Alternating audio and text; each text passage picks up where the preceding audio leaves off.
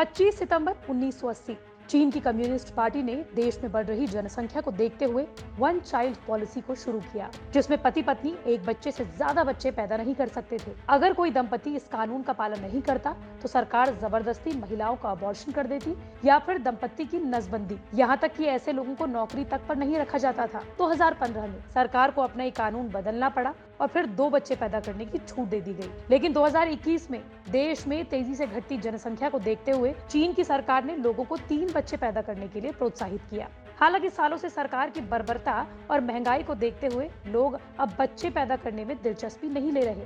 हालांकि 1980 से पहले तक चीन में लोगों को जनसंख्या नियंत्रित करने के लिए प्रेरित ही किया जाता था, उन पर कानून नहीं थोपा जाता था। जैसे आज भारत की स्थिति है, हम दो हमारे दो जैसे कई स्लोगन्स के ऐड आपने न जाने कितनी बार देखे होंगे। ये सारी जानकारी हम आपको इसलिए दे रहे हैं क्योंकि अब उत्तर प्रदेश में भी चीन के जनसंख्या नियंत्रण कानून जैसा हिंसक तो नहीं, लेकिन जनसंख्या को कंट्रोल में लाने के लिए कानूनी उपायों के रास्ते बनने लगे हैं। दरअसल यूपी के लॉ कमीशन ने जनसंख्या नियंत्रण, स्थिरीकरण व कल्याण विधेयक 2021 का एक ड्राफ्ट तैयार किया है। इसमें 2 से ज्यादा बच्चे होने पर सरकारी नौकरियों में आवेदन से लेकर सरकारी निकायों में चुनाव लड़ने पर रोक लगाने का प्रस्ताव दिया गया है। सरकारी योजनाओं का भी लाभ न दिए जाने का जिक्र है। सरकार ने ड्राफ्ट अपनी वेबसाइट www.upsLC.upsdc.gov.in पर अपलोड किया है और इस ड्राफ्ट पर 19 जुलाई तक जनता से राय भी मांगी गई है। लेकिन राज्य के लॉ कमीशन ने लोगों के साथ ये ड्राफ्ट ऐसे समय पर शेयर किया है जब 11 जुलाई को योगी सरकार नई जनसंख्या नीति जारी करने जा रही है। सीएम योगी आदित्यनाथ ने इसमें खास तौर पर समुदाय केंद्रित जागरूकता कार्यक्रम अपनाने पर जोर दिया है। हालांकि आयोग का कहना है कि ये कानून का मसौदा स्वप्रेरणा से तैयार किया जा रहा है। यूपी में सीमित संसाधन और ज्यादा आबादी के कारण ये कदम उठाने जरूरी हो गए हैं। उत्तर प्रदेश जनसंख्या नियंत्रण बिल 2021 के ड्राफ्ट के मुताबिक 2 ही बच्चों तक सीमित होने पर जो अभिभावक सरकारी नौकरी में है उन्हें इंक्रीमेंट, प्रमोशन जैसे कई सुविधाएं दे दी जाएंगी। अगर कानून लागू हुआ तो 1 साल के भीतर सभी सरकारी अधिकारियों, कर्मचारियों और स्थानीय निकायों में चयनित प्रतिनिधियों को शपथ पत्र देना होगा कि वो इस नीति का उल्लंघन नहीं करेंगे। नियम टूटने पर निर्वाचन रद्द करने तक का प्रस्ताव दिया गया है। सरकारी कर्मचारियों का प्रमोशन रोकने और बर्खास्तगी का भी प्रस्ताव इसमें है। परिवार 2 ही बच्चों तक सीमित करने वाले जो अभिभावक सरकारी नौकरी में हैं और स्वैच्छिक नसबंदी करवाते हैं तो उन्हें 2 अतिरिक्त इंक्रीमेंट, प्रमोशन, सरकारी आवास योजनाओं में छूट, पीएफ में एम्प्लॉयर कंट्रीब्यूशन बढ़ाने जैसी कई सुविधाएं दे दी जाएंगी। 2 बच्चे वाले ऐसे दंपति जो सरकारी नौकरी में नहीं है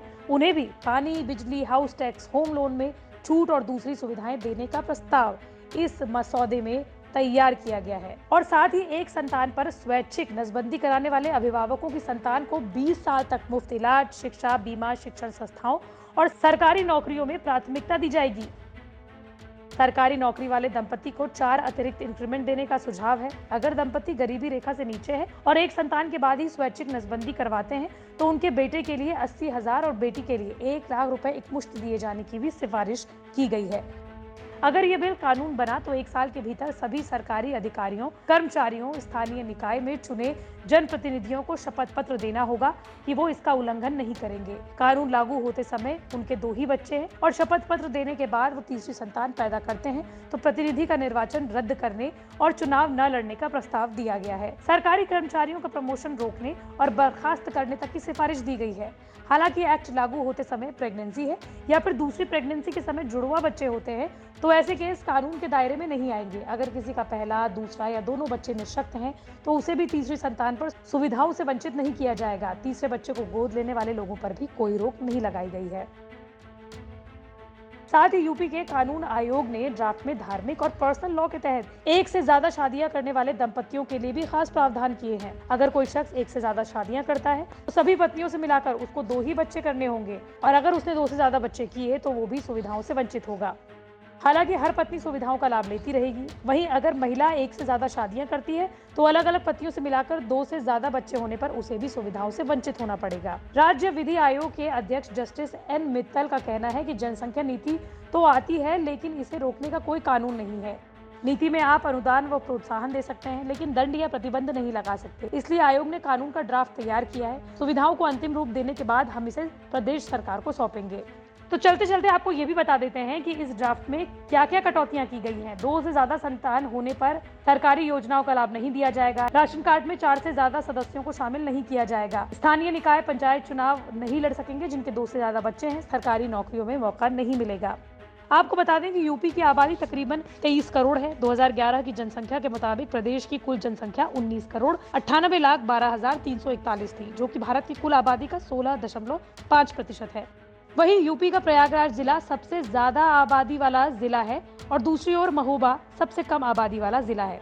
देश में जनसंख्या नियंत्रण के लिए अब तक कई प्रोग्राम चलाए गए हैं, लेकिन लोगों को इसका पालन करने के लिए बाध्य नहीं किया गया है। उत्तर प्रदेश कोई अकेला राज्य नहीं है जहां पर इस तरह की पॉलिसी पर विचार किया जा रहा हो। असम के मुख्यमंत्री हेमंत बिस्व शर्मा भी जनसंख्या नियंत्रण पॉलिसी को जल्द लागू करने की बात कह चुके हैं। लगातार विपक्ष इसका विरोध भी कर रहा है। हालांकि यूपी के मुख्यमंत्री ने अब तक बिल पर कोई बयान नहीं दिया है। वहीं विश्व हिंदू परिषद इस पॉलिसी पर अपनी राय रखते हुए पहले ही कह चुकी है कि इसे पूरे देश में लागू कर दिया जाना चाहिए। हालांकि देश के कई राज्य ऐसे हैं जहाँ जनसंख्या देश के नेशनल एवरेज से कहीं कम है। मिजोरम की घटती जनसंख्या की वजह से सरकार ने ज्यादा बच्चे पैदा करने वालों को 1 लाख का इनाम तक देने की घोषणा की है।